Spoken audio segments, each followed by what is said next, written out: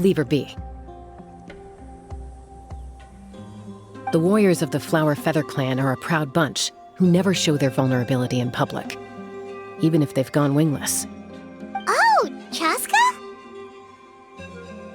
Good to see you again, Traveler and Paimon.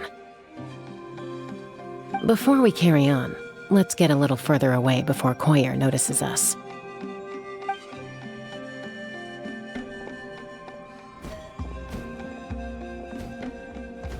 So, that girl on the bridge, Koyer, you said? Should she really be on her own right now? With the mental state she's in, it just seems risky. Don't worry. That's exactly why I'm here. Elder Alpa sent me to keep an eye on her. If she does attempt the unthinkable, I'll swoop in and catch her. I doubt it'll come to that, though. She's a fighter. A warrior, in fact. One who aimed for the sky. However despondent she might feel now, I'm confident she'll get through it. Well, in the Flower Feather clan, there's an elite flying squad made up of Kukasaur riders. But it's an extremely selective squad. To become a rider, you need to undergo a trial where you not only demonstrate mastery of the relevant skills, but also win the approval of the Kukasaurs. Very few candidates make it through the process. Koyer has spent years training for her most recent attempt, but unfortunately she didn't pass. So it's not hard to see why she's so upset. Sometimes, after multiple failed attempts to pass the flying tests and win the Kukasaur's approval, people get so disheartened that they give up on their dream to soar the skies. They resolve to quit trying for good. We call those people the wingless. Do they get expelled from the tribe? What? No, of course not. They're still prized warriors. We have a saying, just as the Kukasaur treasures every feather on its body, so the tribe treasures each one of its children. This hits even harder in the wake of the war. All of our young warriors carry the future of our tribe on their shoulders. Besides, every Kukasaur falls from its nest before it learns to fly. It's practically a rite of passage. Likewise for the wingless, we always hold out hope that one day, when they're ready, they'll rekindle their dreams and keep trying. Until then, all we can do is quietly watch over them from a distance. Just like I'm doing now. Ah, okay. Paimon hopes she'll get back on her feet soon. Well, from the sound of her whistling, her confidence has been seriously shaken. No Kukasaur is going to respond to a call that sounds like that. Yeah, people from my tribe call to their saurian companions by whistling or blowing a horn. So it sounds like Koyer was trying to summon a Kukasaur to practice her flying. But the Kukasaurs are an even prouder bunch than our warriors. They would never respond to a lackluster whistle like that. First she failed the trial, and now she's struggling to even summon a Kukasaur. That's only going to hurt her confidence further. And getting trapped in that vicious circle is the kind of thing that'll make people go wingless. Surely there must be something we can do to help. That's very kind of you. Koyer's flying skills are up to par, but mentally she's stuck in a rut. If she wants to return to the sky, she has to overcome that for herself. I'm going to lay low nearby, just in case she takes a turn for the worse. Let me give you a tour around the tribe once this is all over.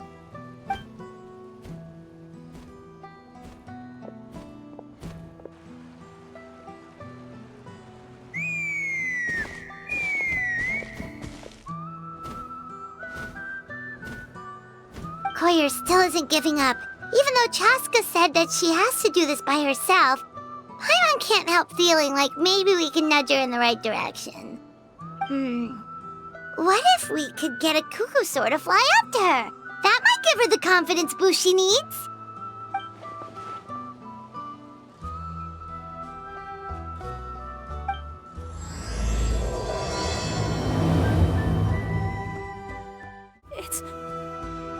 It's a Kukasaur!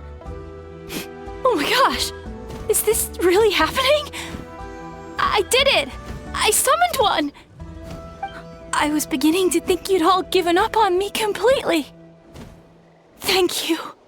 Oh, thank you.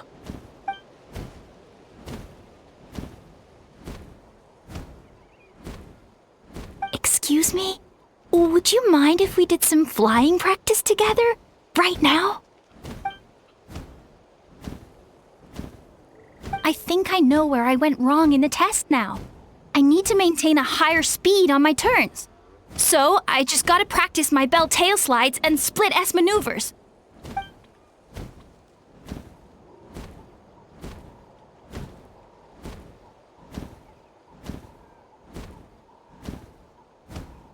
Also, I really want to try some stall turns and cobra maneuvers.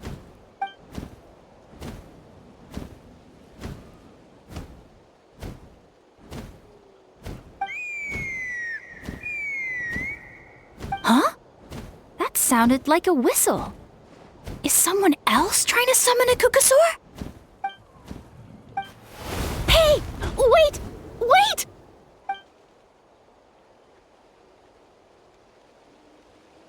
Do you think Koyer's feeling better now? Let's go back to that bridge and check. Chaska!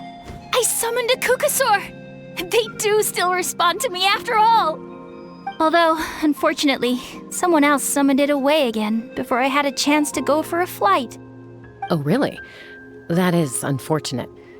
But if you can do it once, you can do it again. Keep at it, and you'll pass the trial eventually. You're right. You know, I almost thought about giving up, but I'm glad I didn't. Hey, Chaska, how's Koyer doing? Huh? Who are you? And how do you know my name? These are my, friends. The Traveler and Paimon. You came up in conversation the other day because I was telling them about up-and-coming warriors in our tribe. Oh, the Traveler, huh? So that's you. What do you mean up-and-coming? I'm closer to being wingless than I am to passing the trial. Anyway, we haven't met before, have we? You look so familiar somehow. Maybe you saw her in the stadium? Or anywhere, really. She's been all over Natlan lately, so it's not surprising that you've seen her around. If you say so. Koyer! Chaska!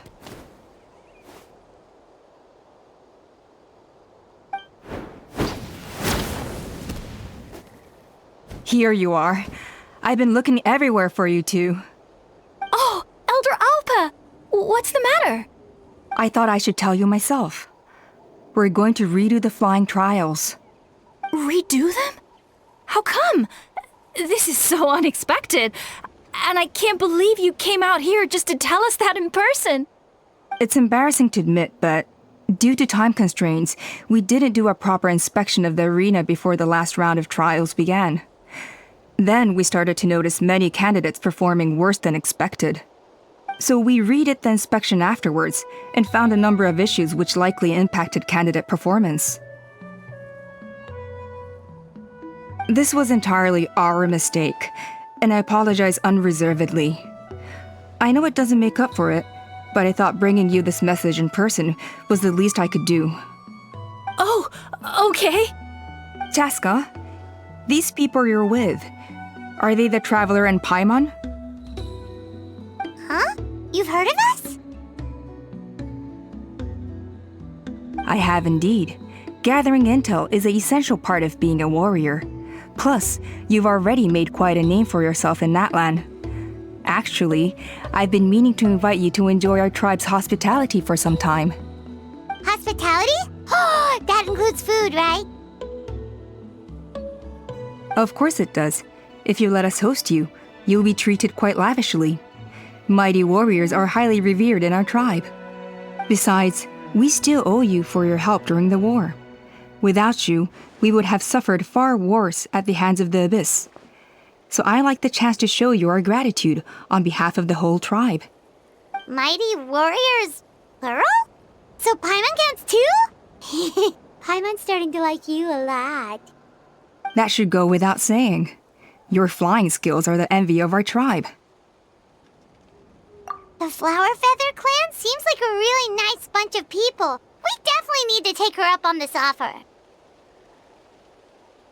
Well, I'd love to stay, but I'm afraid I still have to inform the other candidates about the retrials.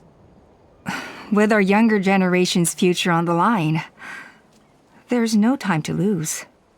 Wait, Elder Alpa! Let me help! The sooner everyone gets the news, the better! Very well.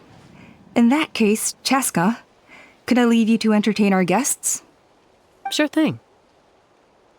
Okay, let's meet by the obsidian totem pole later.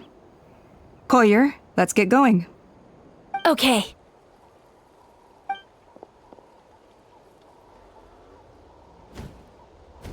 All right, they're out of earshot. I'm just gonna come out and ask. That Kukasaur who responded to Koyer's call, that was your doing, wasn't it? I grew up with these creatures. I could tell something was off the second I saw it. Her whole demeanor seemed less like a Kukasaur and more like, well, you. So I figure you must have been pulling the strings somehow.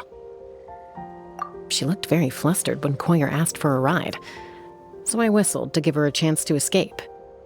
And judging by the look on your face, that was a welcome intervention, huh?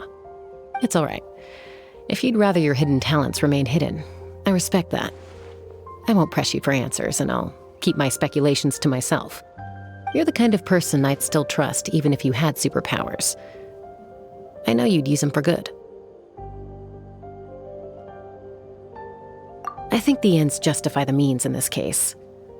She just lacked confidence, and you helped her resolve her internal conflict. If you hadn't intervened, I likely would have gotten my mom to help out instead. Although, having said that, there's a small chance she might have recognized her and seen through the whole thing. That would have done more harm than good. Yeah. Anyway, if you're free now, how about I give you that tour I promised?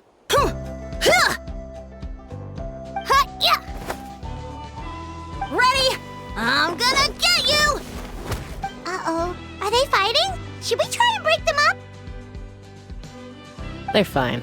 Just doing their daily combat training. Combat training? A little young for that, aren't they? Not to us. We're a tribe of warriors. In ancient times, we were the most elite troops in the nation, responsible for patrolling and defending all of Natlan. And even though times have changed, we've kept our martial spirit alive. Hey, is that Chaska? Chaska, you're back! Oh, can you come train with us? Now's not a good time, I'm afraid. I'm showing the Traveler and Paimon around. Maybe next time. The Traveler and Paimon? Wait, you mean that legendary warrior and legendary flying expert? Legendary? Yep, that's us, all right. Awesome. It's so cool that you can fly without having to ride a Kukusaur. Even Chaska could only do that for short distances. Miss Traveler, can you teach me some cool sword tricks? Oh, Miss Traveler, my family's shop makes the best volcano cake. You gotta try it. Let's behave ourselves, everyone. These people are here as our guests. They're going to meet Elder Alpa in a few minutes anyway. Kotini, instead of being jealous of other people's talents, why not work on developing your own? Kapak, there's no point in trying any cool sword tricks until you've mastered the basics. Have you done all your sword drills today? And Yatlan, easy does it, okay? Not every conversation has to turn into you plugging the family business. Okay.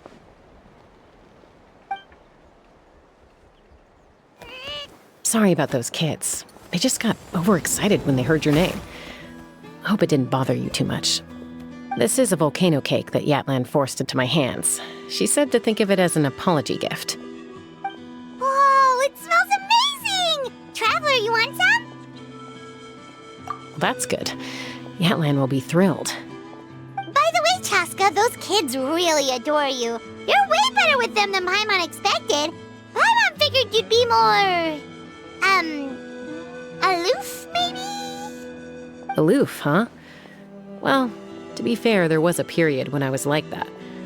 Around the time when I first joined the tribe. But it's a terrible attitude to have as a peacemaker. It tends to turn situations that could have had a peaceful resolution into a stalemate that can only be resolved by force. Yep, exactly. As long as other options are available, I try to avoid that at all costs. Someone once told me that peace imposed by force will crumble in a matter of days. But peace achieved through genuine dialogue actually benefits both sides, even if sometimes the parties are only willing to negotiate because they're both armed to the teeth. That's true. Hey, Chaska! Uncle Cusco knows you're back, and he's coming to get you. Oh, thanks. Traveler, Paimon, got a dash. I'll meet you at the totem pole up ahead. You can't miss it. It sticks out like a sore thumb. Wait, are you running away? First rule of conflict resolution? Grab the fan and run before the you-know-what hits. Trust Chaska to make even running away sound cool. Sorry about this. Just stall him for me, okay? I'll explain everything later. A golden-haired outlander and a white flying object. You must be the traveler in Paimon. I heard Chaska was with you, but I suppose she's run away again, has she? Sorry, who are you? Who am I? Only her father. She's supposed to go for a checkup every 3 months to see how her abyss condition is doing. We both agreed on it. But she's already missed 3 checkups this year. That's 3 out of 4. Yes, she got exposed to abyssal energy as a young child. Then her birth parents abandoned her. It's lucky those wild cucusaurs found her when they did, or she wouldn't have made it. They took her under their wing and raised her as one of their own. Eventually, some riders out on patrol spotted her and brought her back to the tribe. But she was practically feral at that point. The moment you took your eyes off her, she'd be getting herself into a fight, or she'd run away to be with the Saurians. She seemed to prefer them to her own kind. She might as well have been a Saurian in human form. That must be the aloof period she mentioned, right? We later discovered that her exposure to the abyss had planted seeds of conflict in her heart. So, we started trying to bring it under control. But ultimately, she's the only one who can control it. Anyway, she's much more human these days. Yeah, don't worry about her. She seems pretty stable to Paimon. She's probably only avoiding the checkups because she thinks it'll stop you guys from worrying about her. Yes, I'm well aware of that. She knows she needs to be careful. If her condition ever took a turn for the worse, she wouldn't be brushing it aside like this. It's just, every checkup she's been to, they find new cuts and bruises. Nothing to do with the abyss, of course. Oh no, that's all fine. The problem with her is, she's her own worst enemy. She's been living dangerously again. I'm sure of it. That's why she's avoiding the checkups. She wants to hide it from us. Yeah, Paimon can see her doing that. Oh. In the past, she always had Koichi to keep an eye on her. Now Koichi's gone, and I don't want to lose another daughter. Chaska's been increasingly reckless since Koichi passed. It's like she's trying to make up for it somehow. Next time you see her, please tell her to be careful for me. Even if she doesn't want to hear it. If she doesn't want to do these checkups anymore, that's fine. I just want her to stop putting herself in harm's way.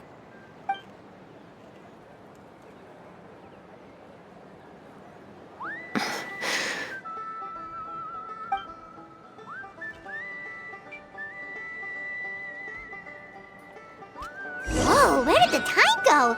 We should be back up with Chaska before it gets any later. To get to the totem pole, we need to head north, right? Hey, Chaska! Hey, Alba! It's all right. I bet my dad talked your heads off, huh? What did he say? I was sometimes a little impulsive back then. That's putting it mildly. The memories. It feels like it was only yesterday when we brought you back and had Cusco and his family take you in.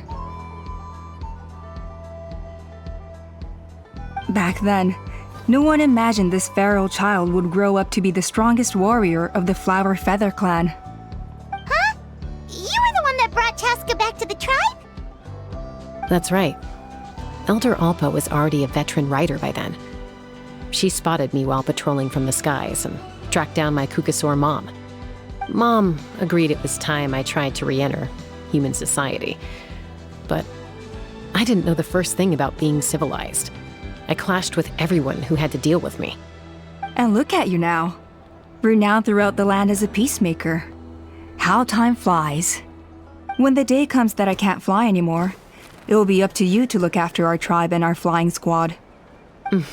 You know me, though. I'm not a natural commander. I'm better off as a lone wolf on the front line. So stick it out at least a few more years, okay? Give Koyer and the others time to come into their own. Oh, stop. Wait, so isn't the leader just the strongest warrior in the tribe? At least Paimon figured that's how your tribe would work. Strength is certainly a core tenet in the Flower Feather clan. But strength means far more than martial prowess alone. If it all came down to individual strength, I'd struggle to call myself a warrior, let alone a member of the flying squad. Any fighter in the tribe could take me down. Well, sorry to disappoint you. It was something I aspired to at one point. So much so that I went adventuring in the Cinder City, Ochkanatlan, to try and prove myself. But it was foolish of me. I wasn't ready. I came back empty-handed and seriously injured. The fact that I survived was something, I suppose. But after that, I never seriously considered myself a strong fighter. And yet, you still managed to become the leader of the flying squad, thanks to your experience and determination. All while battling those old injuries. Don't you think that's a display of strength in its own right? Let's shelve this discussion for now. Traveler, Paimon, there are some simple refreshments on the table. Please help yourselves. Yes! Paimon was waiting for that part! They were for the snack stomach. The refreshment stomach still has plenty of space.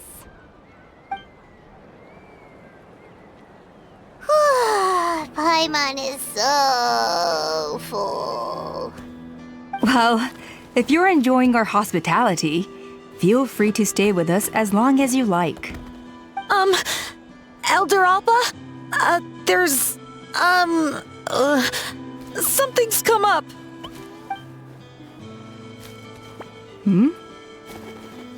What happened? Is it serious? Shall I deal with it? It's... Some merchants showed up, not from our tribe. They said they're here to discuss some potential collaboration with us. Why now? This is terrible timing. There are a few wingless that we haven't managed to reach yet, and we still haven't inspected the retrial arena.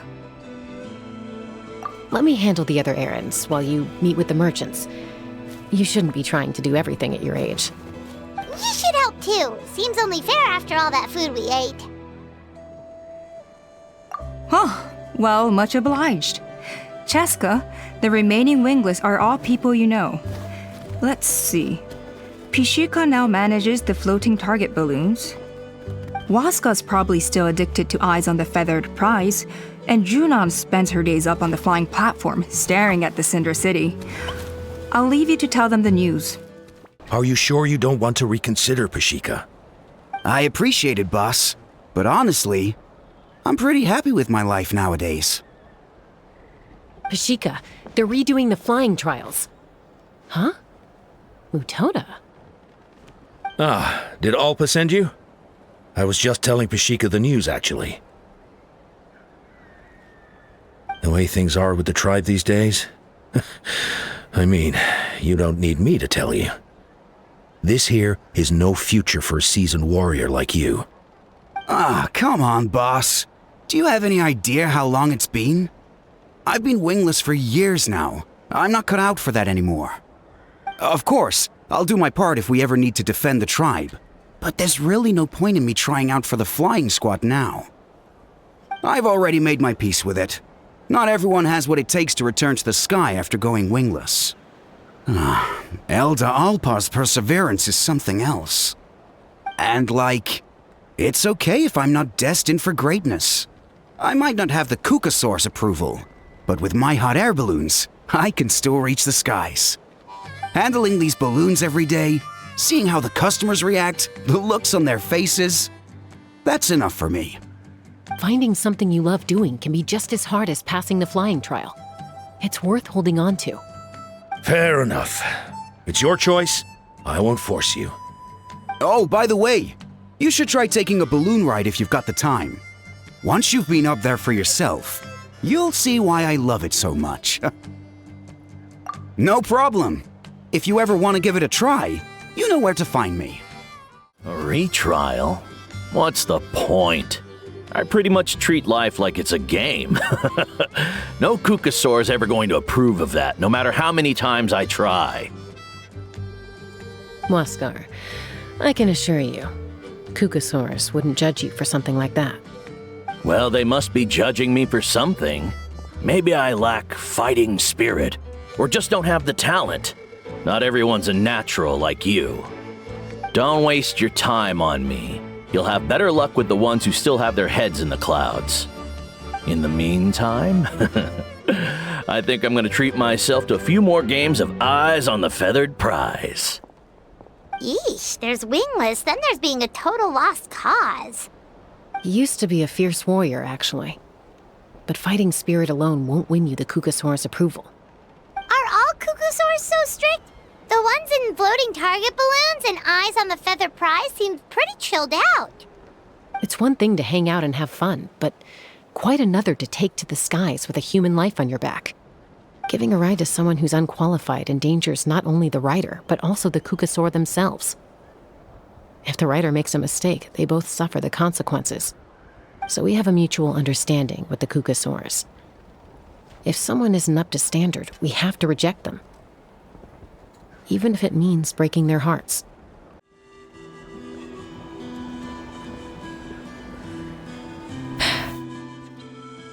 Hey, Junan. Gazing out at Ochkanatlan again, huh? Chaska? What are you doing here? Is something up? The flying squad is hosting retrials again soon.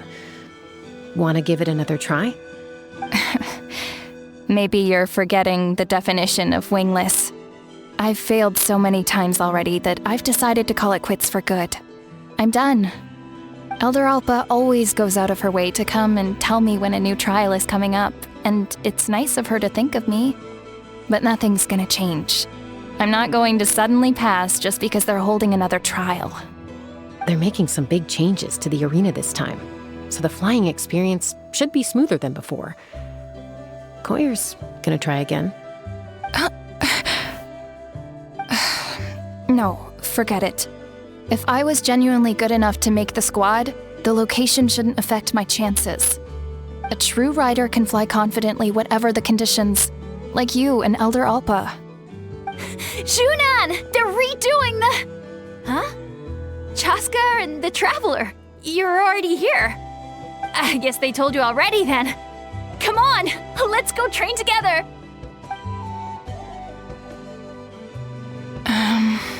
I'm gonna sit this one out. What? Why? But you've always looked up to Elder Alpa.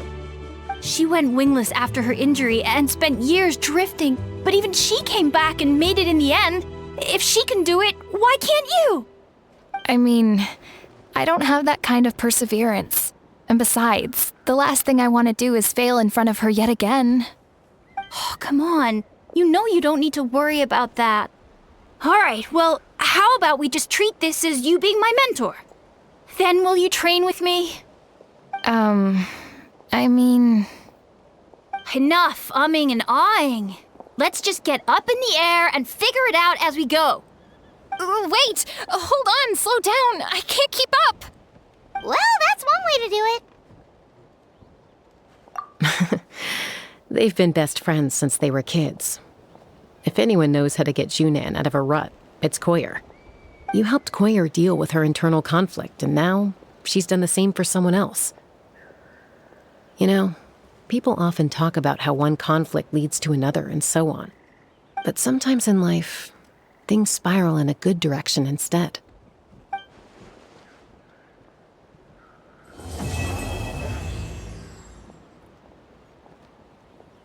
We've notified all the wingless on the list now, right?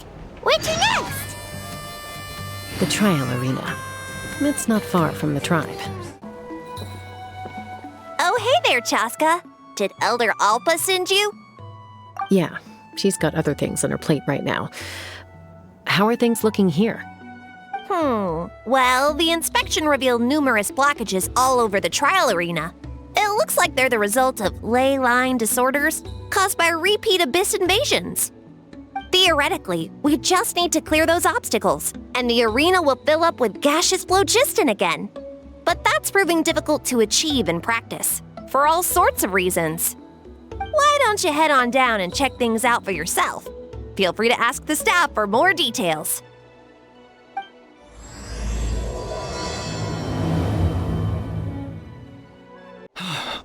Oh, are you here to help? Thank goodness. There's no way I could do all this by myself. So the blockage here has to be cleared using a special bomb, but carrying explosives up that steep slope would be a recipe for disaster. If I dropped it or slipped and fell, I'd be blown to bits in an instant. So, my plan was to transport the bomb to the other side, then send it over in a hot air balloon. All I need now is for someone else to strike the balloon at the right moment, dropping the payload right on top of the spout, and problem solved. What do you think? Simple enough, right? Huh? Oh, that one. No, I've got no idea who that belongs to. Or how they got it up so high. I just wish I could fly up there and check out what kind of tech they're using. Ah, well. Getting the trial arena back in order is more important. I'll head over and set up now. Let me know when you're ready.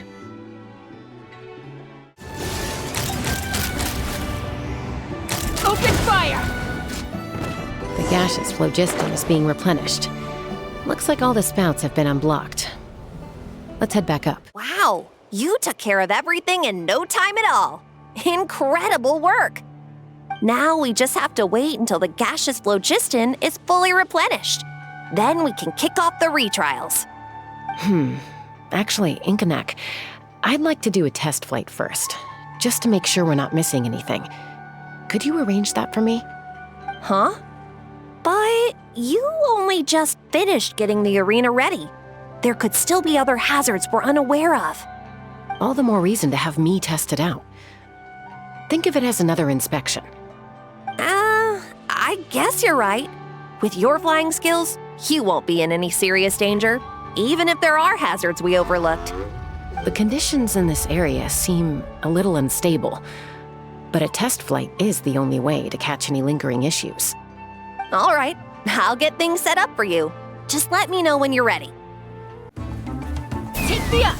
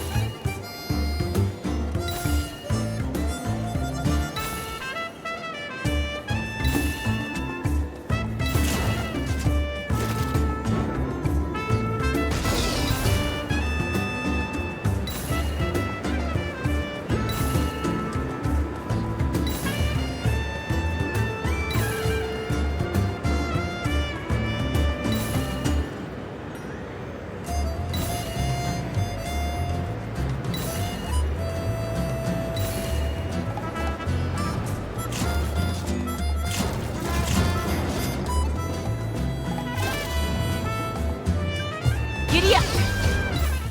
That was amazing. Paimon couldn't take her eyes off you. No, nothing major. Give it a few days, and we should be able to conduct the trials. Help! Help me! You're from the Flower Feather clan, right? Please, come quick, you've got to help us! Catch your breath first. What's the situation? We got attacked by a Kukasaur. My friends are still stranded in the middle of the road with the goods we were transporting. Please, I'm begging you, save them! Huh? Are Cuckoosaurs really that aggressive? Do they usually attack groups of people unprovoked? Not in my experience, but there are exceptions to every rule. Let's go check it out.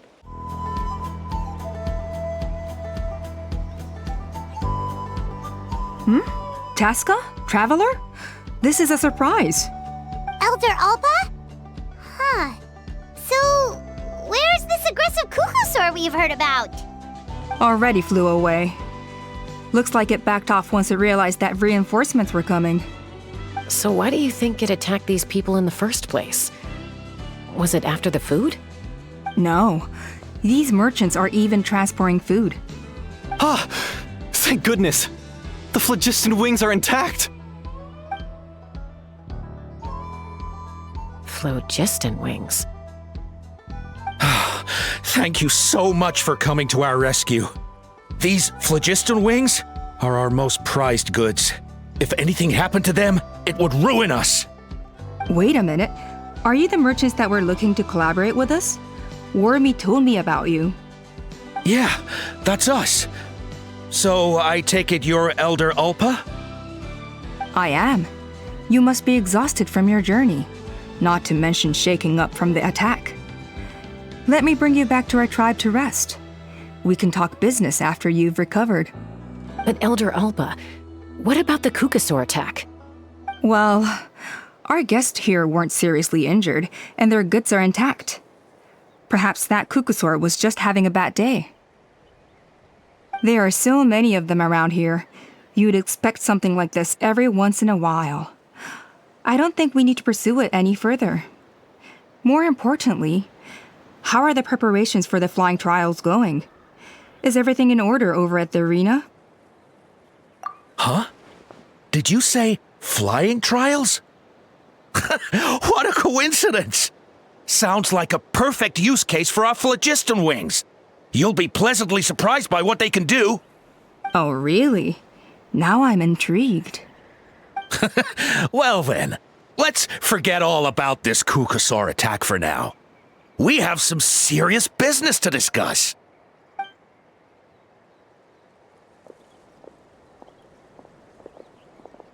Huh?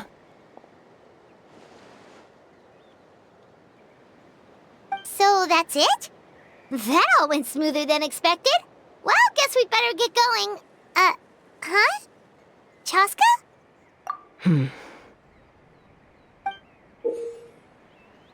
A blood-stained feather.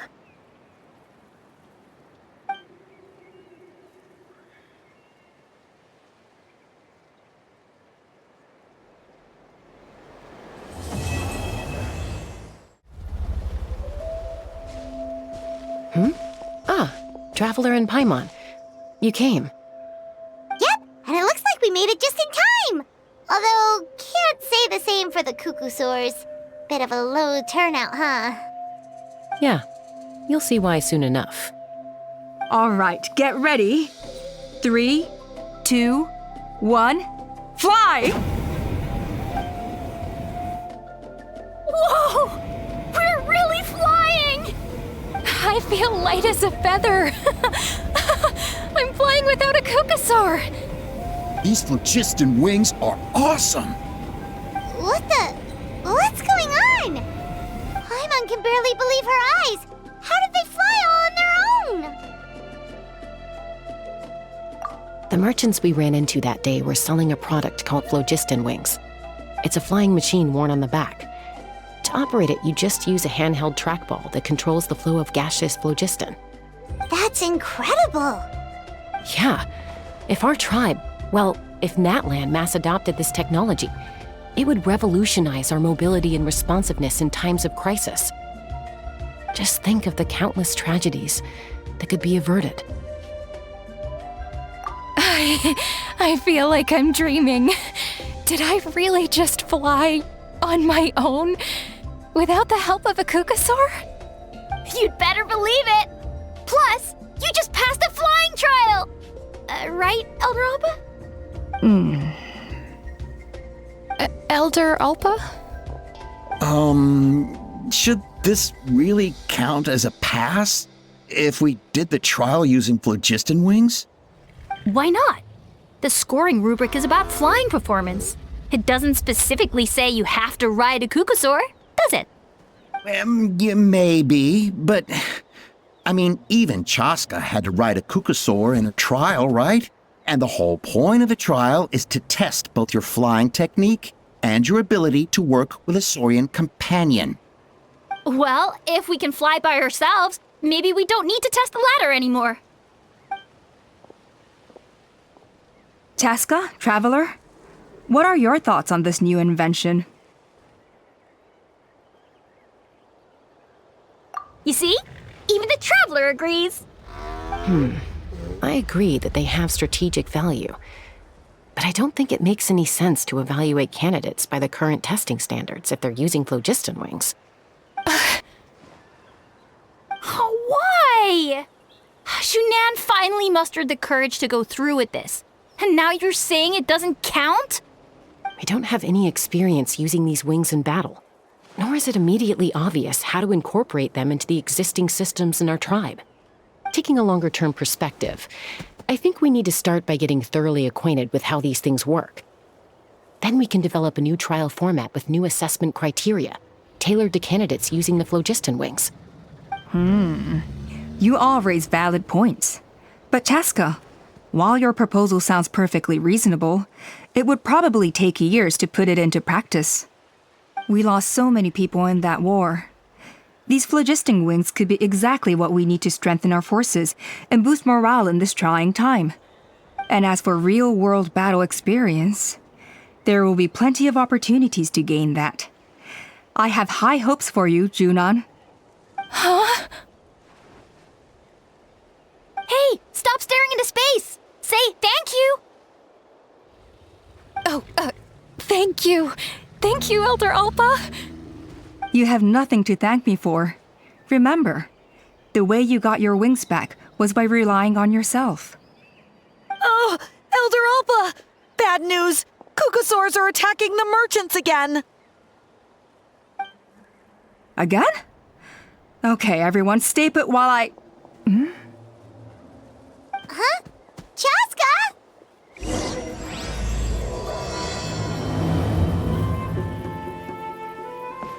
Why did Chaska rush off like that?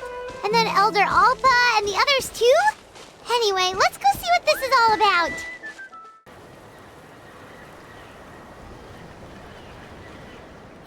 Oh, it's back! It found us again! Run! Get out of here!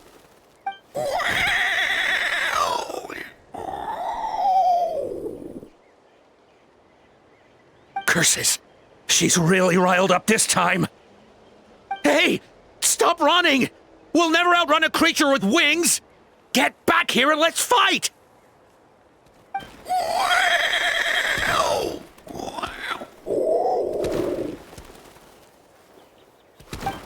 Stop! All of you! Chaska! Oh, wonderful! Quick, get rid of that thing!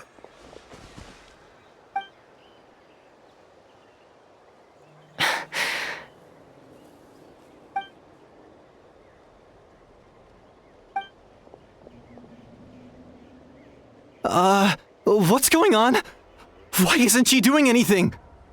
So it really is you, sister. Wait, sister? That Kukusaur is Chaska's sister?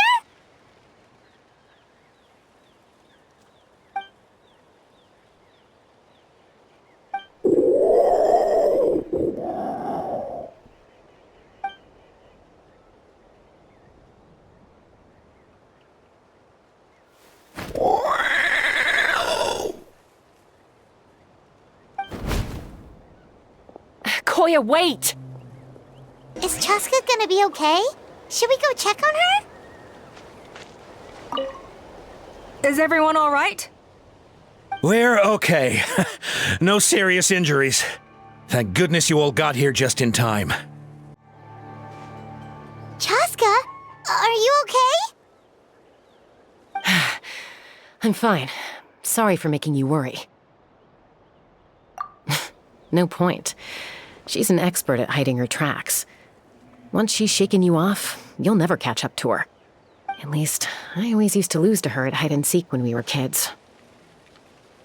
Well, yeah. You know I was raised by Kukasaurs. Anyway, she and I grew up in the nest together. Her name's Koya, and she's my big sister. We played together all the time, chasing each other through treetops or mountaintops. It felt like it would go on that way forever. Until the day I was sent back to live with the humans. Not all Kukasaurs are friendly towards people. Koya, for instance, she's fine with me because we grew up around each other, but she's not fond of other humans. When Mom decided to send me away, Koya strongly protested, and after I left, she became more and more reluctant to interact with humans. Maybe she thinks that humans stole you away from her. It's a possibility, but in any case, we still stayed best friends at first. I had a hard time adjusting to life in the tribe. So whenever something went wrong, I'd run off into the wild and vent to Koya. Ah, so that's what Uncle Cusco was talking about. He said you seemed to prefer hanging out with Saurians to your own kind back then. Yeah, I did. But then, gradually, everything changed. With a new mom and dad, a new tribe, and Koichi, I started getting curious about these humans and made an effort to understand their behavior. The more time I spent with them, the less I spent with Koya. And then, one day, it was Koya's turn to leave the nest.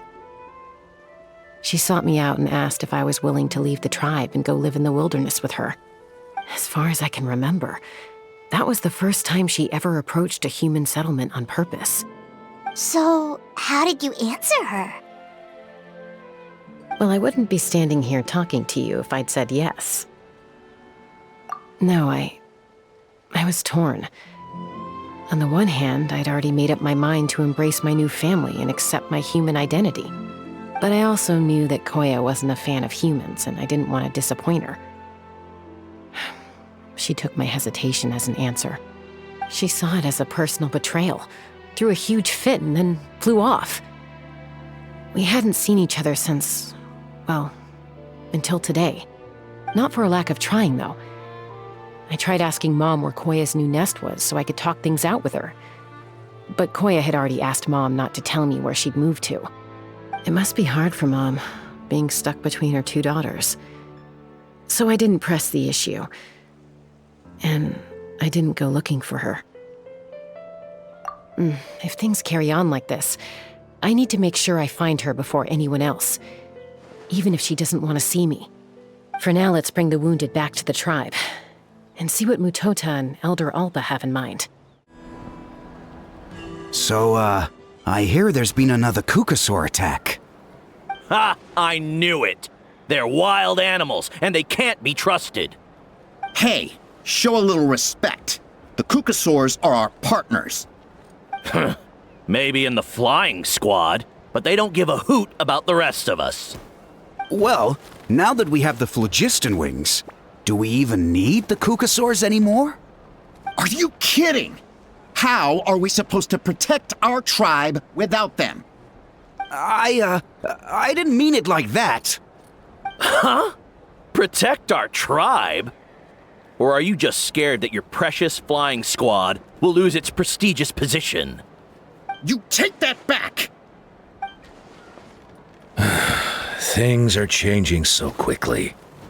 Chaska, there's a conflict emerging there. Aren't you going to nip it in the bud?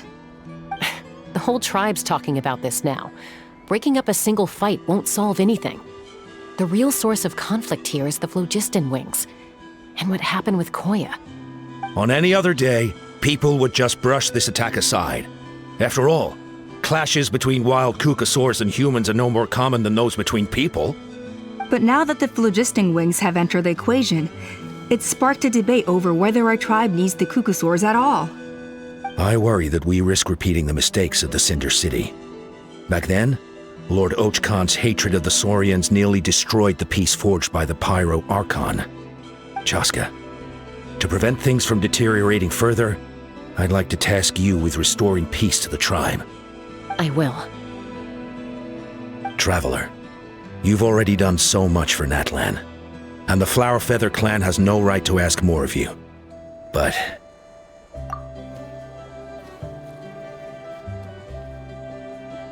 Thank you. And don't forget about Paimon. Just leave this to us.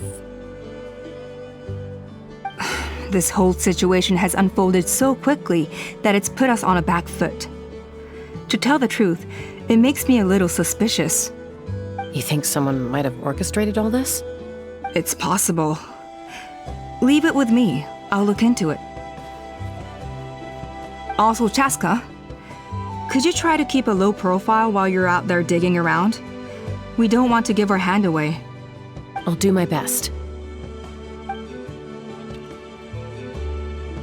Okay, so where should we start? This all began with Koya's attacks. If we can find out what led her to do it, that should give us something to work with. Unlikely. Given how she reacted when I showed up, I don't think she's forgiven me. If you want to resolve a conflict through dialogue, sometimes you need a third-party facilitator. Let's go see my mom.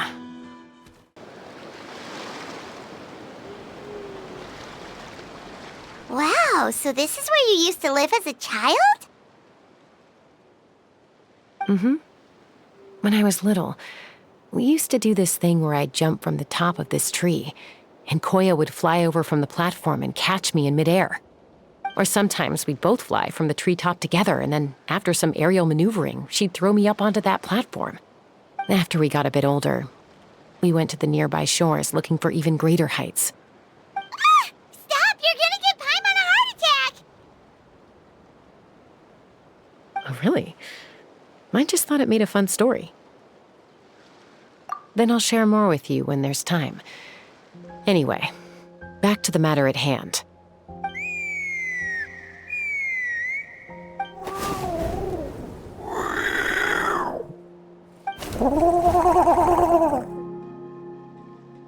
Hey, Mama Bird, I'm back. My last visit was only a week ago, wasn't it? See? I visit you more than I visit Papa Cusco. I brought a couple of friends with me. These are the Traveler and Paimon. Traveler, Paimon, this is my mom. Her name is Chimpu.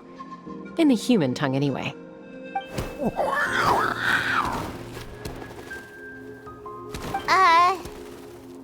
Hi! No, not really. I don't speak it as such, but I can sort of get the gist. Although only with Mom and Koya, since I spent my formative years with them. Even then, it's basically a best guess based on their sounds, body language, and expressions. Seems to work about 9 times out of 10, anyway. As for whether Mom understands me, I can't always tell. But somehow we still manage to communicate. Call it the family bond, I guess.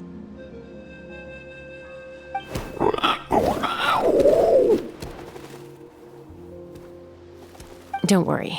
I'm doing well, but I think Koya might be in some trouble.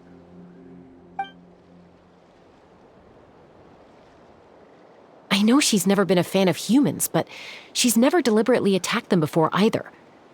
What's behind this sudden change? Does, Auntie Chimpu know anything? Doesn't look like it. Koya hasn't visited her in a long time. Then, could you please tell me where she's living nowadays? I really need to talk to her. If this animosity between her and the tribe continues, then the next time there's an incident, I don't know if I'll make it there in time.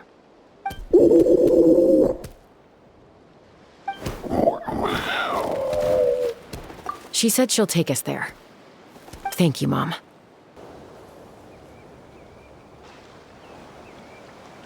This is a really remote location. Guess she was trying to get as far away from humans as possible. We stay here? Okay. Got it, Traveler. Paimon. Mom says we should stay out of sight for now. She'll talk to Koya first. Koya is very hostile toward humans right now. So if we show up unannounced, it might just make things worse.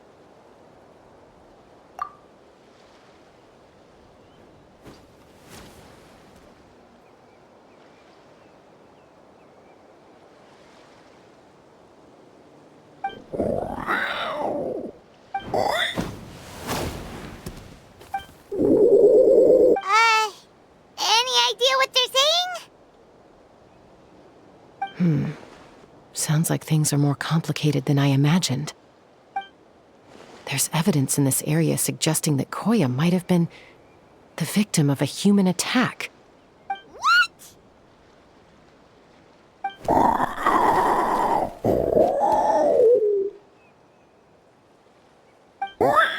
No! It's Chime, Koya's child. The attackers kidnapped her. They came over the sea, under the cover of night, and they took Chime. What the heck? Who would do such a thing? I searched day and night, and finally found them.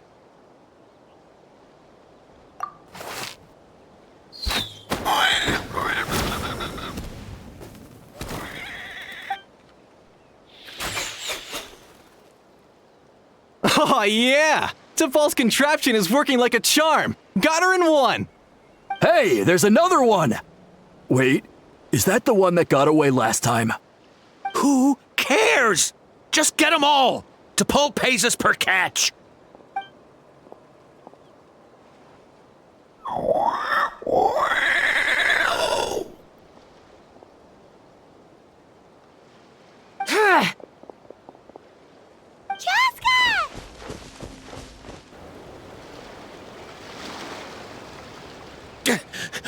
Don't come any closer, or I'll... Go, Phlogiston Wings! Take me out of here! Uh-oh, looks like it malfunctioned. This is bad. Mom and Koya are already injured. And if that thing explodes right next to them... Help! Elemental energy suppresses it! Please, someone! Get back!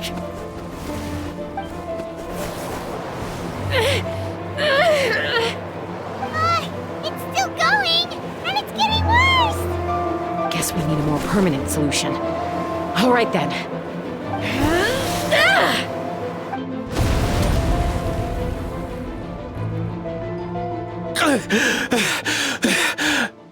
That was too close. I thought I was gonna die.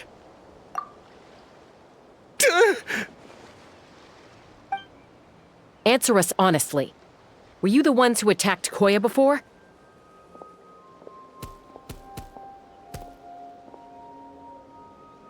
I am... No, it was...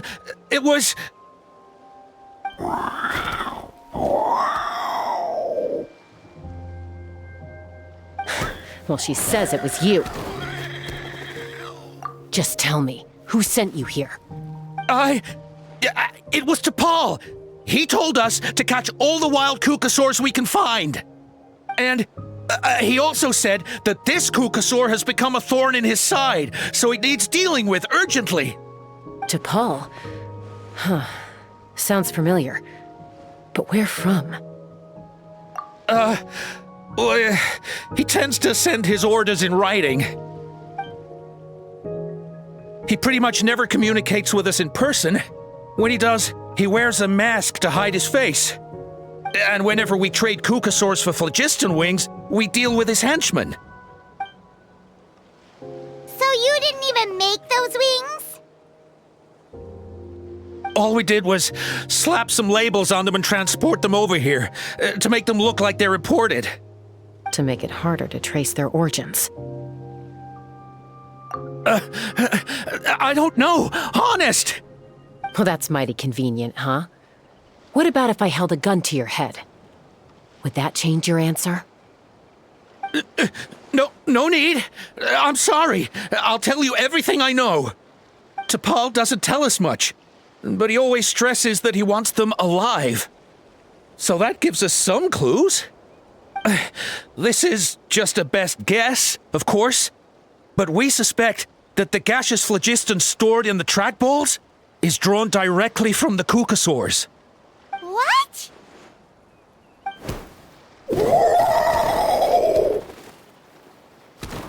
Easy now. You're still injured. Hey, keep talking. Yes, ma'am. So, the gaseous phlogiston has to be highly refined in order to power the phlogiston wings. The slightest imperfection can have disastrous consequences, as you just witnessed. But the Kukasaurs have a natural ability to process gaseous phlogiston. So, if you use them as an intermediary, then...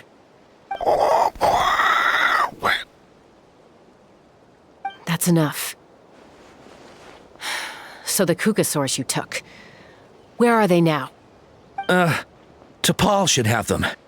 But no one knows where he's based, apart from him and his henchmen. We've tried looking for it ourselves, even followed them a few times. But we always end up losing track of them. Random thought. Maybe they're hiding up in the sky? T'Pol. I'm sure I've heard that name. Maybe it was... Chaska, Traveler!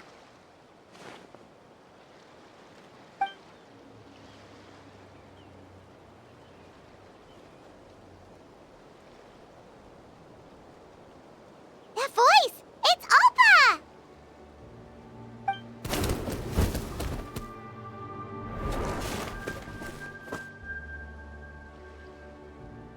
Elder Alpa?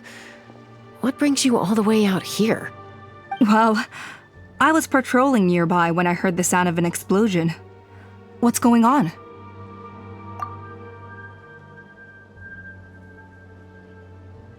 I don't believe it. Elder Alpa, does the name T'Pol ring a bell to you? I feel like I've seen it written down before. Maybe in a list of candidates for the flying trials? Huh? So he's a member of your tribe then? No. If he was a member of the Flower Feather clan, I'd definitely know him.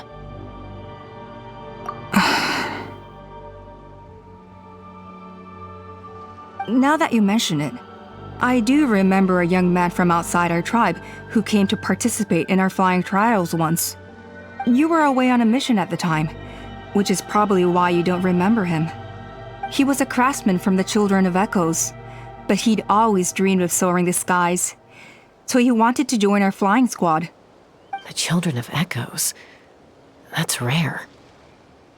But despite his best efforts, he unfortunately failed to pass the trial and gain the Kukasaur's approval. In the end, he went wingless and returned dejected to the Children of Echoes. Wingless, huh? Maybe he invented the phlogiston wings to get revenge on the Kukasaurs. Perhaps. Or maybe it's simply his way of dealing with his regrets over his past flying endeavors. Either way, it doesn't excuse his abuse of the Kukasaurs. I'm gonna take these guys back and expose the truth to the tribe. It's time for this conflict to end. Easy, Chaska. Remember what I said about keeping a low profile? The ringleader still hasn't shown himself, and this man's allegation about powering the phlogiston wings with Kukasaurs is only speculation. Bringing these men to the tribe now won't win over any current supporters of the phlogiston wings. In fact, it may even escalate the conflict further. After all, many are mistrustful of the Kukasaurs after recent events. Is that why T'Pol waited until now to try to capture my sister? I don't know. I mean, he did tell us to spread negative rumors about the Kukasaurs and slip some mora to anyone opposed to them, but... But Koya only attacked humans because they stole her child! Nevertheless, we will be hard-pressed to change people's minds while emotions are running high. Unless we have irrefutable evidence. Bravo! My thoughts exactly. In the meantime, leave these men with me. I'll escort them back to the tribe. I'll take the other members of their crew into custody too. They won't get another chance to stir up trouble. Fair enough. I guess finding T'Pol is gonna be the key to resolving this conflict. Let's hope the Children of Echoes have some info on him.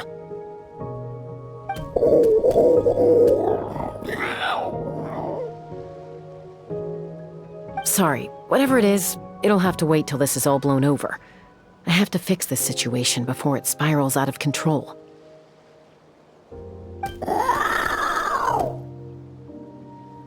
Mom, sis, rest up and get well soon. I gotta fly.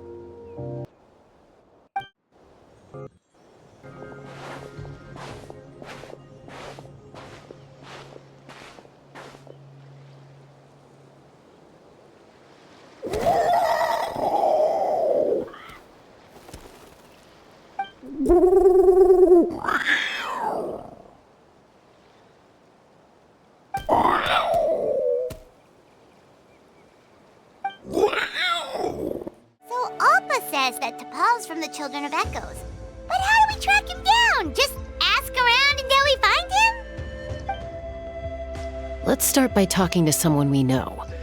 It'll be faster that way. At this time and place, I'll bet the easiest person to find is... Wakey, wakey, Shilonen!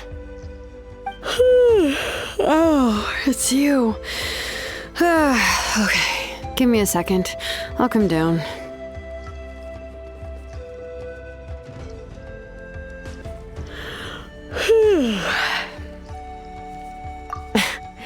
I climb trees to fly further and see farther. I don't usually stop for a nap. Well, we're not all like you. Always full of energy, even after flying around all day. Yeah. So, you've come all this way and interrupted my precious nap time. Might I inquire as to, why? I'm sorry, Shilonen, but it couldn't wait. Does the name T'Pol mean anything to you? He's a craftsman, apparently. Huh. T'Pol. Yeah, that rings a bell. I think that's Puma's child. Nope, I'm afraid you're a few years too late. Why are you looking for him?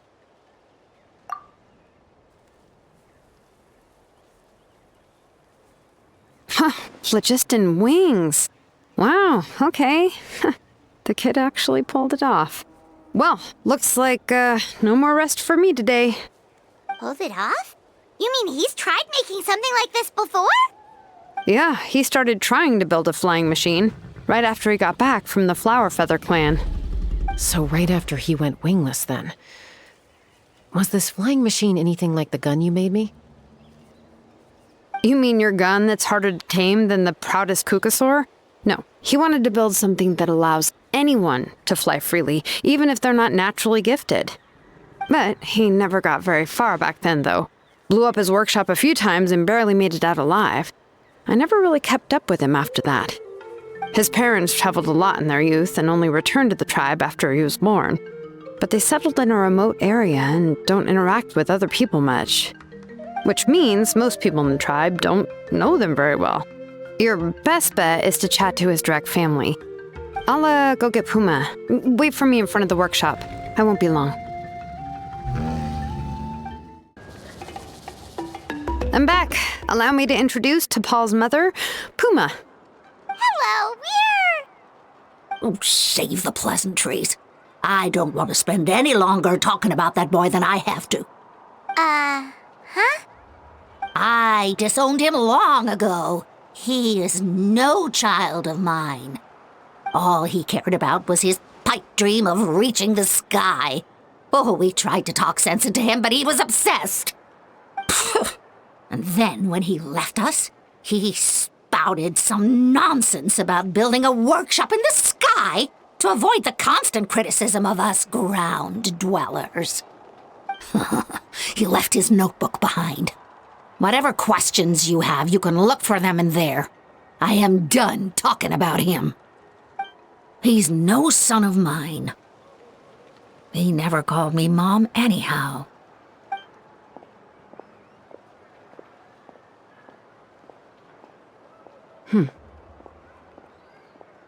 Wow, they've really fallen out. Paimon sure wasn't expecting that. Her husband, T'Pol's father, he passed away recently, and T'Pol didn't even bother to show his face at the funeral. If you ask me, that was probably the final straw for Puma.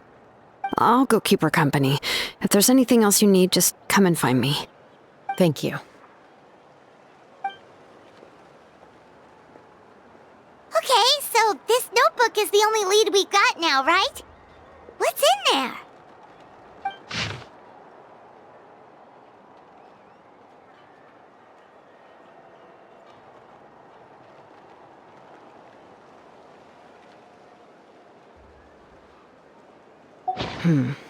Some early designs for the phlogiston wings, and some theorizing about an airborne workshop. Ochkanatlan, the Cinder City. Looks like that's where he got his technological inspiration from. So, was he serious about the workshop in the sky?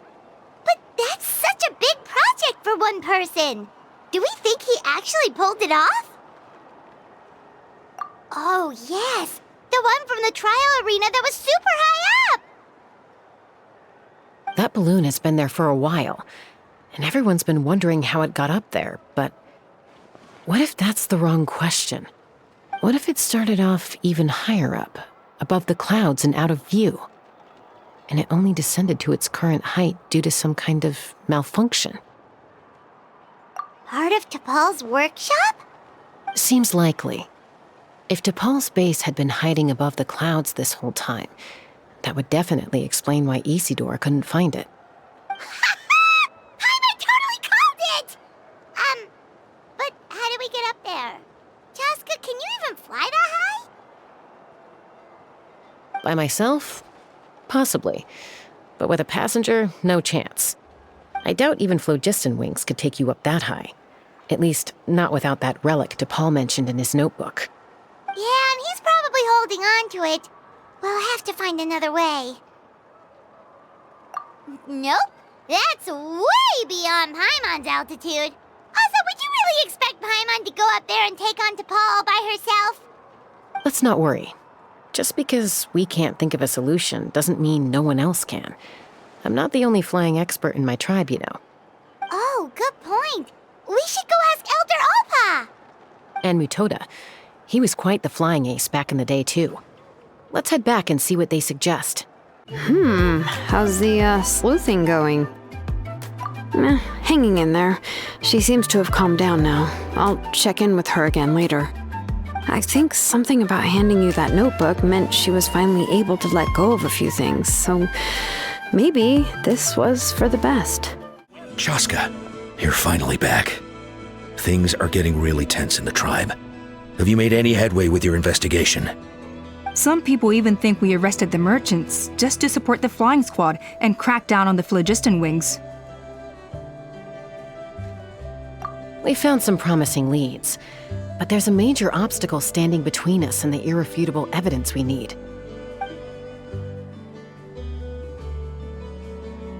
A relic from the Cinder City?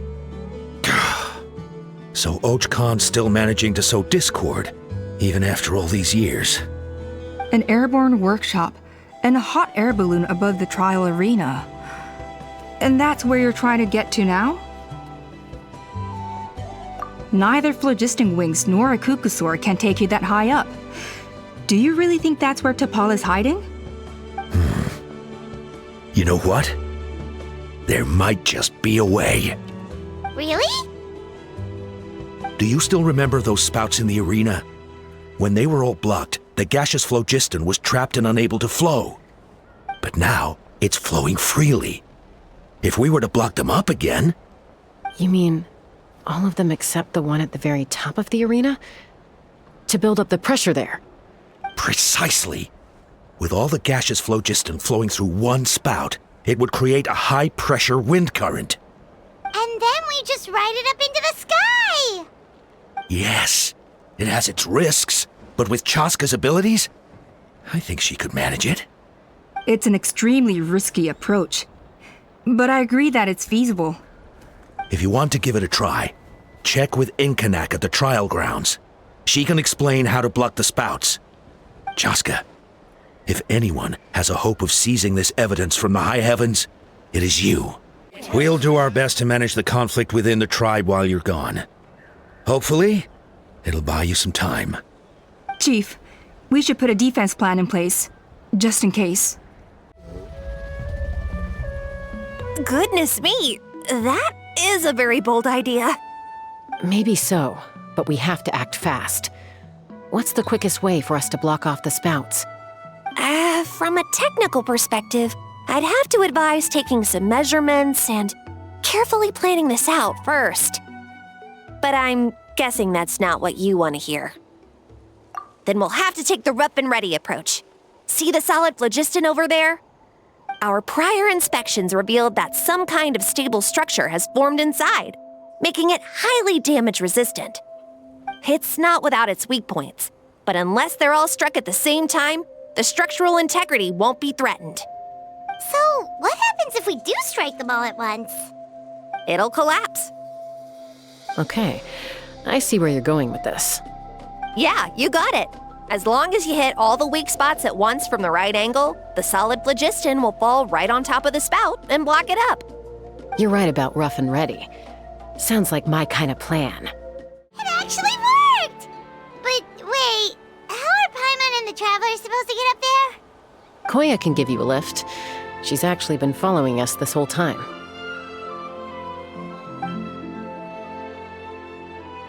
Wow, Paimon didn't notice at all. Well, probably because she didn't want to get too close to humans. Or maybe just me. But right now, we need her power.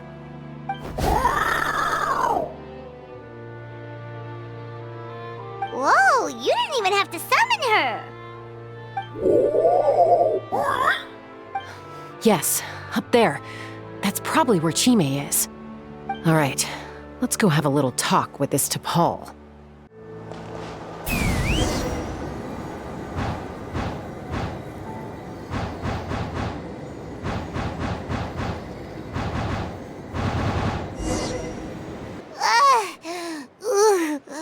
Haven't ever flown that fast before. She feels so ready to throw up. Aha. Just as I thought. It might look like a regular hot air balloon from the outside, but up close, it's clearly been heavily remodeled. And sure enough, it only descended below the cloud line because the custom-built machinery malfunctioned. I should be able to figure it out with T'Pol's notebook. Thankfully, I know a little DIY from fixing up my guns when they're having issues. That should just about do it. Now all it needs is a nice hard kick. Maybe that works on your guns, but, huh? We're really moving!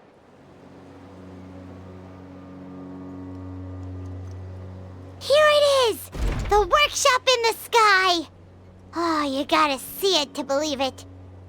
Makes you wonder why T'Pol even bothers with phlogiston wings when he has tech like this. Well, according to the notebook, the platform beneath us runs on components from the Cinder City. Those can't be mass-produced. Also, I have some doubts about its mobility after seeing how it moved just now. For someone like T'Pol who dreams of flying freely, this definitely doesn't cut it. But if he's got that relic, he should be able to make a set of prototype wings for himself, right? Why bother making a whole flying workshop so he can mass-produce them? But this doesn't add up. If he's already achieved the power of flight, then he must have bigger dreams we don't know about.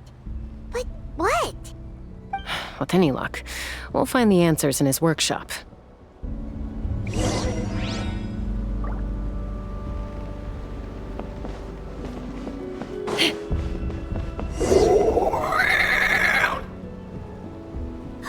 Cuckoosaurs! Seems like the merchants were right. T'Pol's using them for his own ends. I'll bet that mechanism on top of the cage opens the door. Let me give it a try.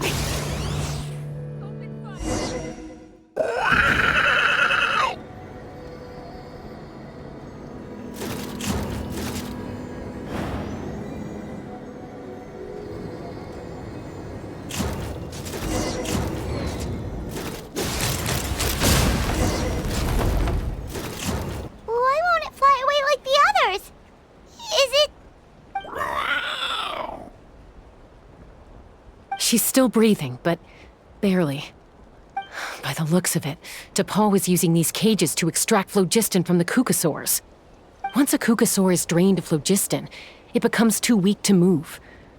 We'll have to come back for these ones after dealing with T'Pol.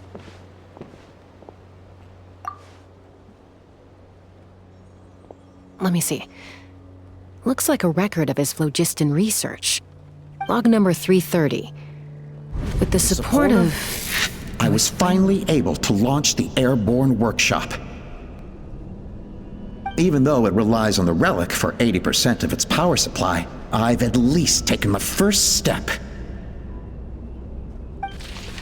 Log number 348. Research on the relic is progressing well. I should be able to replicate the technology and scale up production very soon. Has proposed a name for this groundbreaking invention: the phlogiston wings. I think I'm getting close. Soon I will achieve my dreams. Log number 377. Encountered some issues with the new smaller model phlogiston wings. The gaseous phlogiston showed some volatility during the refinement process.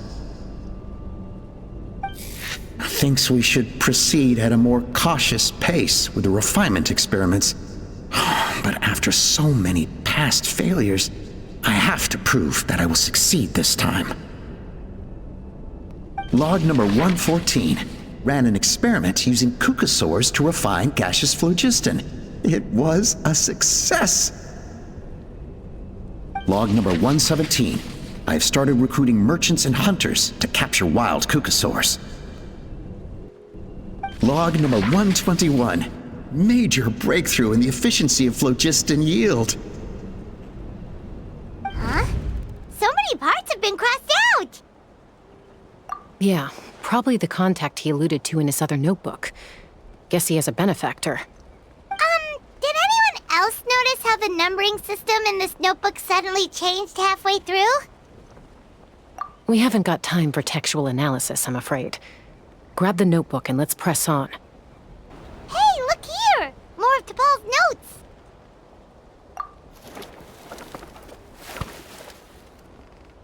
Log number 403. Introduce me to some new comrades who fully support my ideas.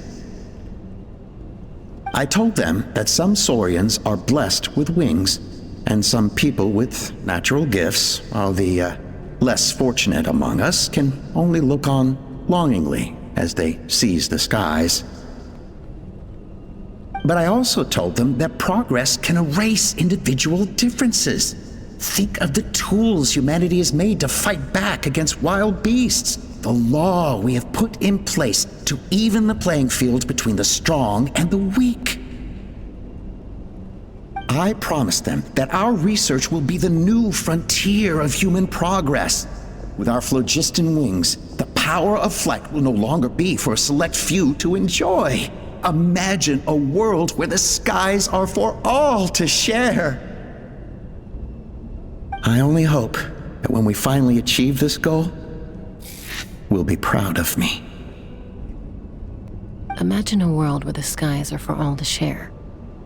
Yes, what a wonderful world that would be. If only it were possible. We could respond faster, and so many tragedies could be prevented. But T'Pol, what about the saurians you're draining dry of phlogiston? You're not sharing the sky, you're stealing it! Bad move. I won't let you get away with it.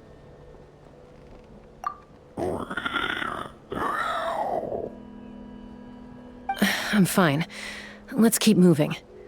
I don't think we'll find anything else here.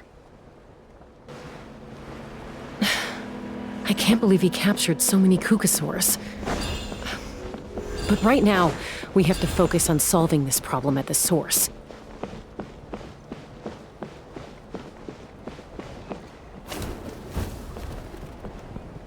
Looks like we've reached the center of the workshop. And still no sign of Koya's baby!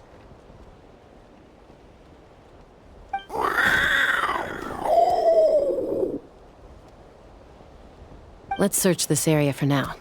If we still can't find Chime, we'll double back.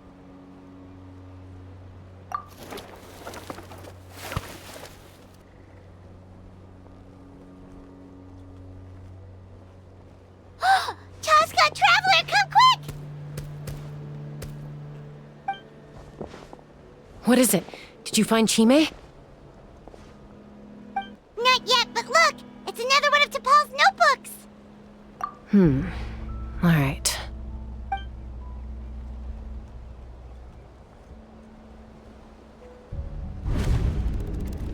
Log number 428. We decided to restart the experiments on phlogiston refinement, but without telling. This is the final obstacle to the success of the Phlogiston Wings project. We cannot fall at the last hurdle. Log number 436. Earlier today, suggested using cucosaurs as an intermediary to extract refined phlogiston. It's certainly feasible, but... Anyway, as long as our secret experiment succeeds, I'm sure won't bring it up again. Log number 443. We will conduct the experiment tomorrow. But birthday is coming up, so hopefully we'll have a birthday surprise for her. Log number 444.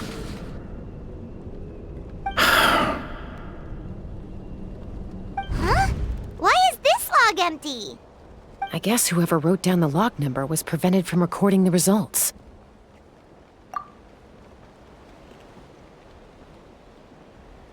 Log number 0. We lost many comrades in the accident. Among them are friends, lovers, and children. But we cannot stop now. We will keep their legacy alive and carry their dreams forward. As of today, we are scrapping the artificial refinement method. Instead, we will focus all our efforts on phlogiston extraction from live kukasaurs. They are arrogant beasts whose existence in the wild serves no one but themselves. Their true worth lies in their sacrifice for the sake of human progress. To facilitate our operations, we will gradually move the airborne workshop closer to the Flower Feather clan, even as we continue to expand it. All this we do to create a world where the skies are for all of humanity to share. All this we do to make T'Pol's dream a reality. Given the way this is written, not to mention the fact that the numbering has started over from 0, it kinda sounds like this is someone new. Does that mean that T'Pol's already... There's also a letter tucked in the end of the notebook. It's from Puma.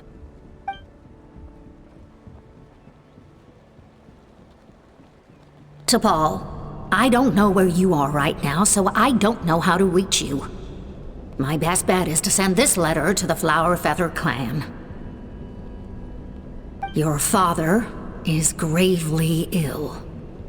Oh, I know we've had our differences in the past, but he is still your father. Won't you come and visit him? Please. I know you never liked him and cared even less for me. All you ever yearned for is the sky. And your birth mother. But we'll still be waiting here for you if you do come back. This may be the last chance you'll get to see your father. So Puma's not T'Pol's real mom? Huh. Well, she did say he never called her mom, but I'm gonna assume she was just venting.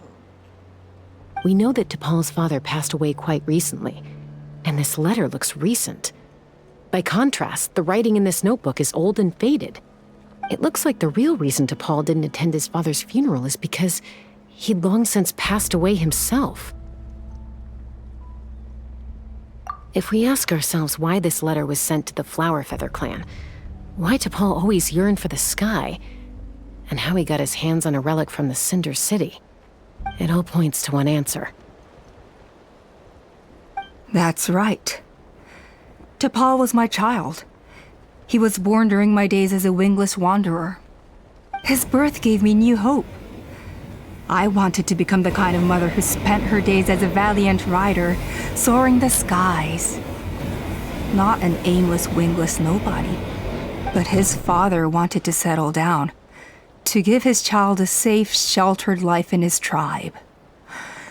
We fought about it constantly, until the love we once had for each other was gone. He started a new family, with another traveler who was also looking to return home. And I went back to the Flower Feather clan, alone. Oppa? I had no idea that despite being raised among the children of echoes, my child still harbored dreams of the skies. Can you imagine, Chaska? the joy and surprise I felt when he showed up at my door, asking to join the flying trials. Or how proud I was when he said he wanted to prove his own worth, rather than relying on my position as elder. And then the anguish that overcame me when he was rejected by the Cucusaurs and became wingless, just as I had after my injury. You've got a lot of nerve showing your face here. Don't take this the wrong way, Chaska. I'm not here for a fight. I just want to talk. Isn't that your preferred way to resolve things? I trust you've learned of T'Pol's wish on your way here. A world where the skies are for all of humanity to share. If only his dream can be realized, no one will ever have to lose their wings again. Our aerial prowess will be greater than ever before. War will never again come at such a great cost. The loss of Koichi is a tragedy that need never be repeated. So tell me, Chaska, do you really wish to see the phlogiston wings forever grounded and gathering dust? Nothing you've said excuses all the conflict you've caused. You mean the argument back at the tribe? It was a necessary measure. Sometimes this is the only way to accelerate the pace of progress.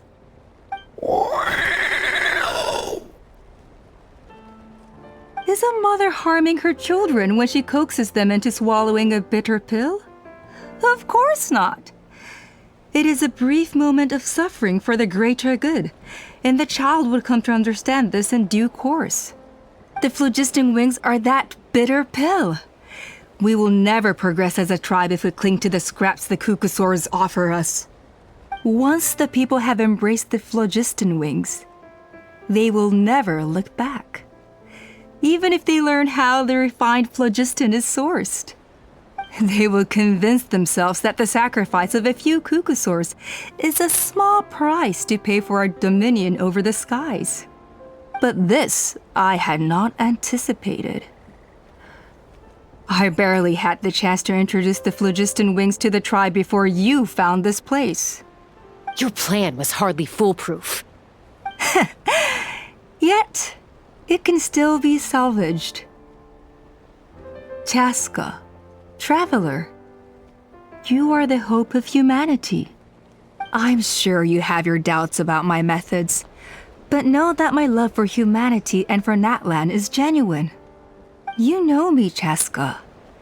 And you know that I've always treated everyone in the Flower Feather clan as my own children, as fellow humans. Surely you can understand my perspective. Hey, quit the quips! This is serious! Ulpa, Natlan doesn't belong to humans alone. And truthfully, neither do I.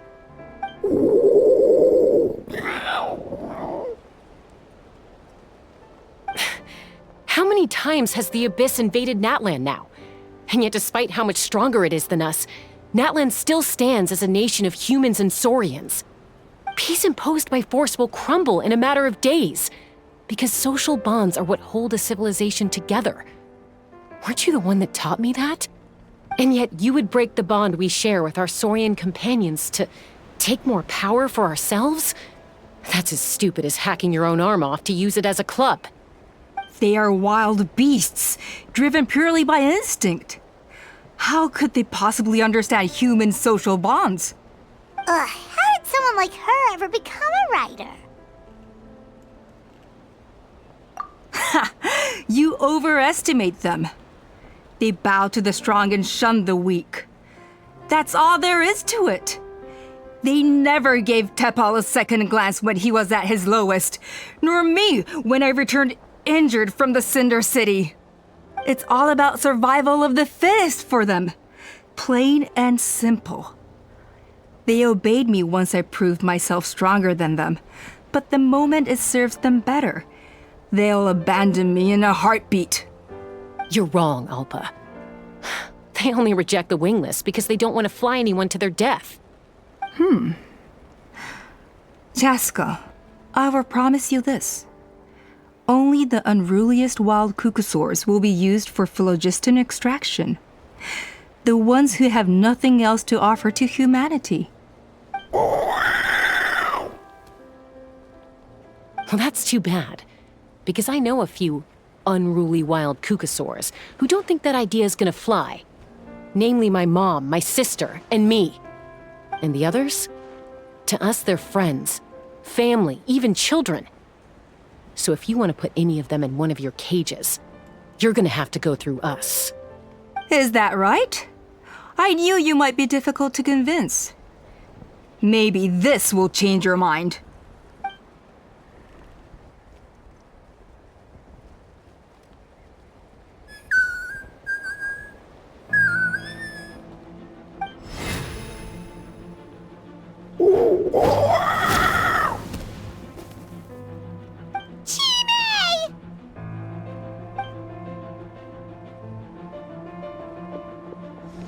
Opa! Careful! Don't make any rash decisions. Unless you want to see her suffer. Oh no, that's one of the extraction cages! I told my subordinates to take control of the tribe while I was away. Luckily for them, our strongest warrior and our most powerful ally aren't there to stop it. Take control? What are you planning to do with Mutota and his supporters? Merely accelerate their inevitable downfall. They cannot stand in the way of progress forever. It is not the move I wish to make, but I'm afraid you and your friends force my hand. And since you insist on imposing me too, I have no choice but to keep you here until the dust has settled. So that's what you meant by I just want to talk. You never intended to negotiate. You just wanted to stall us. No, Chaska. I genuinely hoped I could win you over. You are the strongest warriors we have. Put down your weapons, and I promise you that no harm will come to this young Saurian. I just need you to stay here for the next couple of weeks or so, while my people consolidate their power. Then, I will give her back to you, and you'll be free to leave. As long as the majority supports our vision, even the Pyro Archon cannot meddle in our internal affairs. Your vision is deranged, and the Flower Feather Clan will never support it. You sure about that? Then wait here and see. Time will tell. What do we do? Even if the whole tribe fights back, Mutota's in grave danger!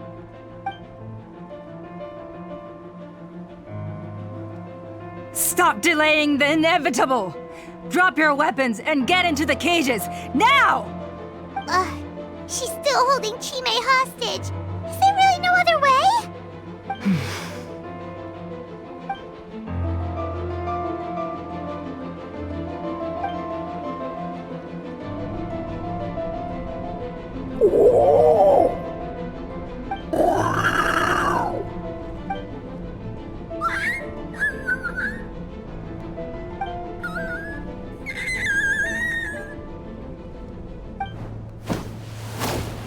Koya? Huh? What are you yapping about? Stand down. Drop your weapons, now! This instant!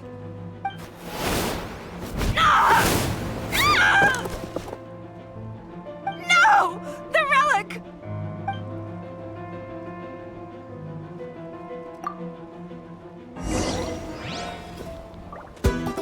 Take me up! Locked on! Balls up! Give up, Alpa! We're negotiating my way now. Hey, something's up with this relic!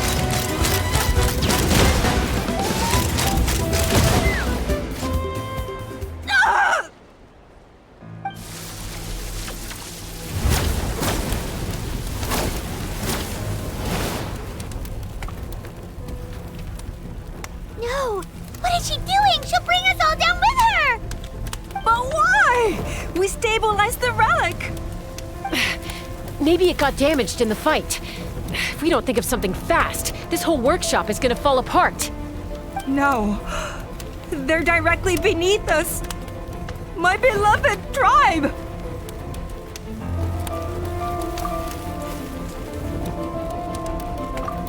Okay,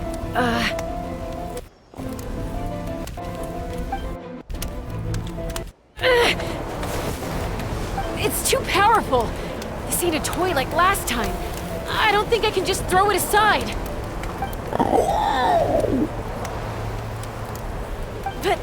But we need to get it far away before it explodes. Then the tribe will be safe, and so will this workshop. Koya, remember when we were kids? Come on, let's take this thing high up into the sky.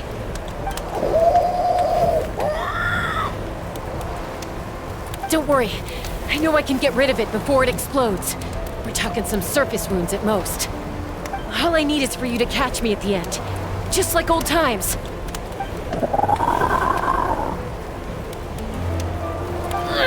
I can't hold it back anymore. We have to go. Don't be insane! Alpa! What are you... You're a fool, Chaska! Why would you choose such a risky solution? We cannot entrust the safety of our tribe to this wild Saurian! I'm the fool. You really think you can stand a better chance than me? Sure, it may be asking too much for an ex-wingless to escape the blast radius in time.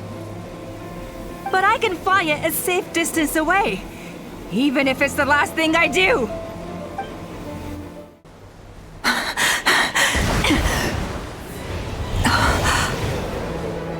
Here, this should be high enough to save the clan. What? You don't get to die a hero today.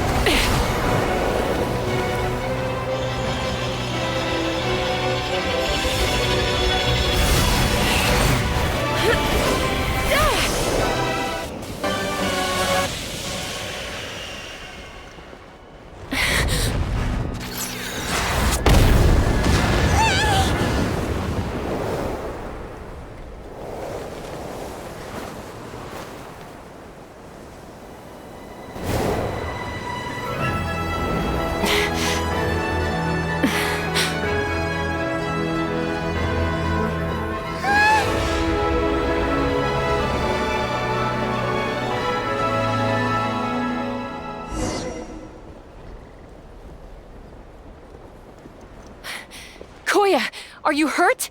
Let me take a look at you.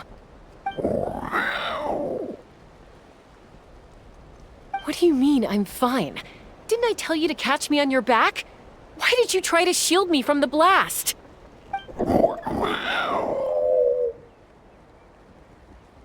Accident? Yeah, right. Seriously, you're as stubborn as ever. Chaska, Koya! How are things looking here?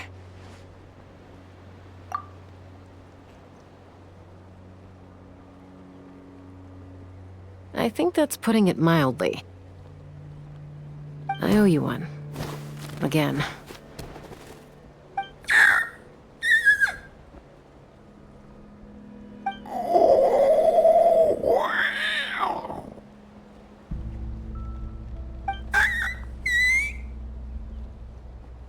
Oh, but be honest.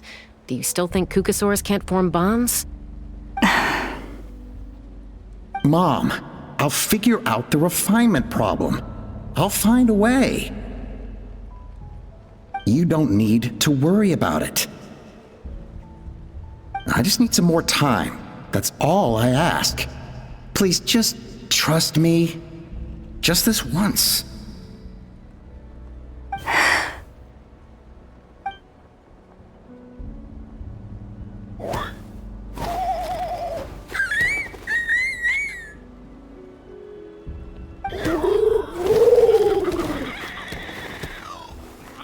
The Flower Feather Clan yield to the strong. And it's up to the winners to define what strength means. So it looks like It's my turn to yield.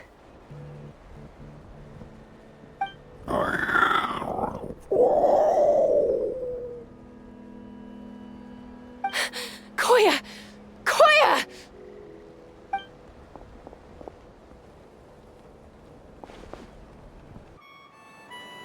So, you're absolutely sure it's not because of the explosion?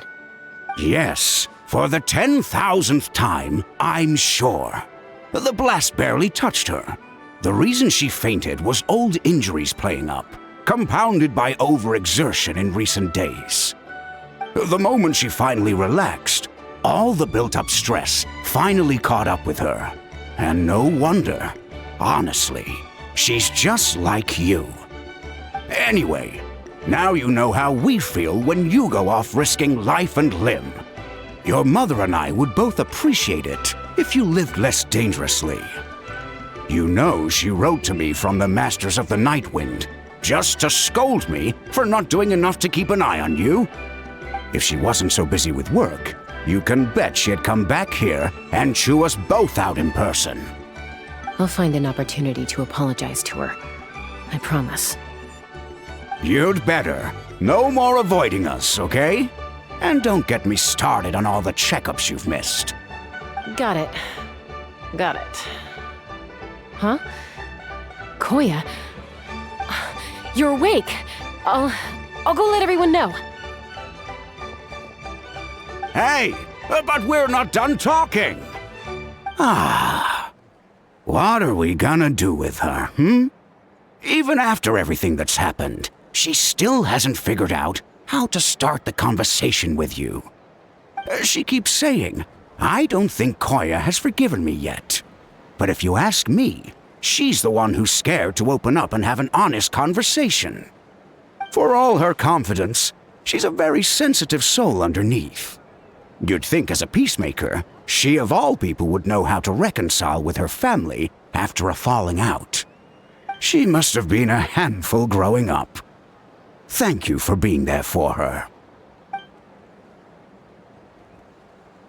And of course, thank you for keeping her safe when you were up there in the sky. Koya, Uncle Cusco, we're here! Ha!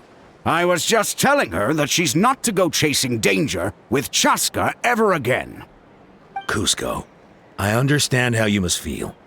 But it's all thanks to Koya and Chaska's efforts that the airborne workshop didn't come crashing down on our heads. Oh, Paimon almost forgot to ask. They didn't hurt you while we were gone, did they? Thankfully, when her co-conspirators tried to arrest me, I was out coaching Koya and Junan. The two of them were a huge help. They took care of things while I went around rallying the resistance. So, in the end, Alpa's would-be revolt didn't really get off the ground. And as it turns out, not all of the wingless want to see our dear Saurian friends replaced with phlogiston-powered gizmos.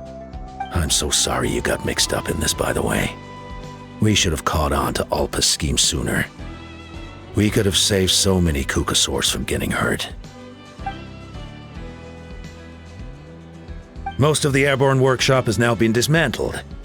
We've just left one small, harmless part intact, and repurposed it as a jail for Alpa and her cronies. Let's see how they like being locked up in a sky prison!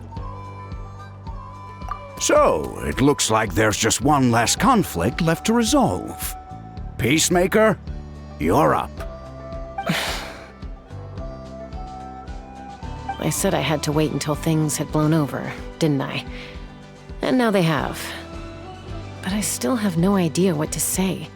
Koya, I just want to say, I'm sorry for how things went down back then.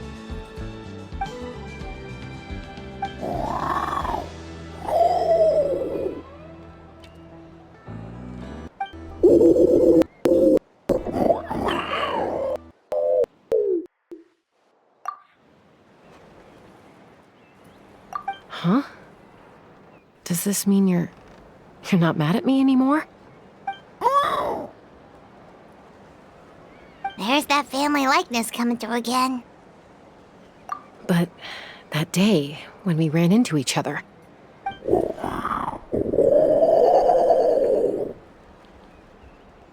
Huh? So then, when did you finally make your peace with it?